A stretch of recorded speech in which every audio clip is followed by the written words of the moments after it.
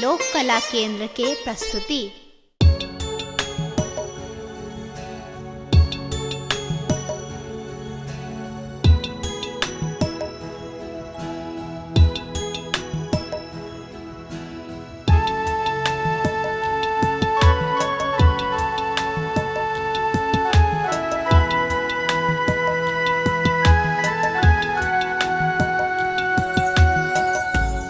स्वागत सब हिले मिले हैं पाहुन इलांगन, करूं स्वागत सब हिले मिले हैं पाहुन इलांगन।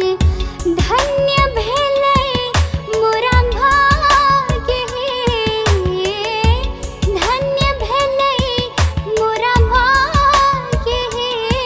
आज नैना जुड़ायल, करूं स्वागत सब हिले मिले हैं पाहुन इलांगन, करूं स्वागत सब हिले मिले हैं पाहुन इलांगन।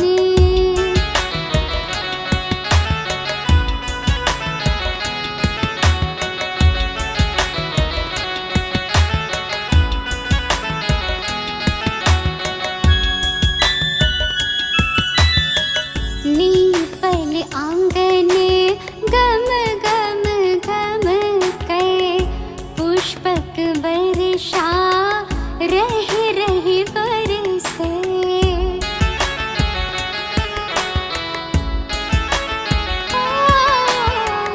नीपल आंगन गम गम गम कै, पुष्पक वर्षा रह रह बरसे।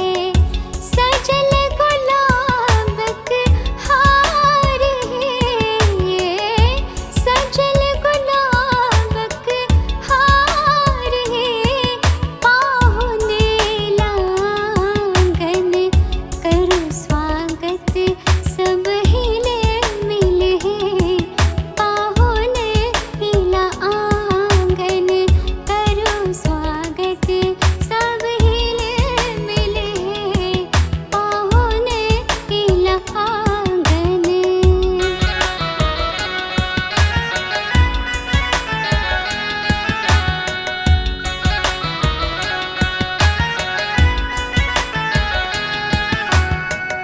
गंगा जल सो चरण पखारब, नजरिन लागे कारटी का लगायब।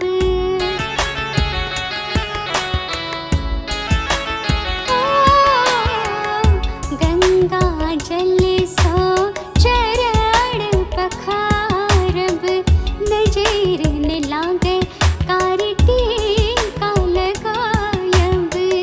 भावना मगन मोन आज है, भावना मगन मोन आज है पाहुन इलांगन, करूं स्वागत सब हिले मिले हैं पाहुन इलांगन, करूं स्वागत सब हिले मिले हैं पाहुन इलांगन।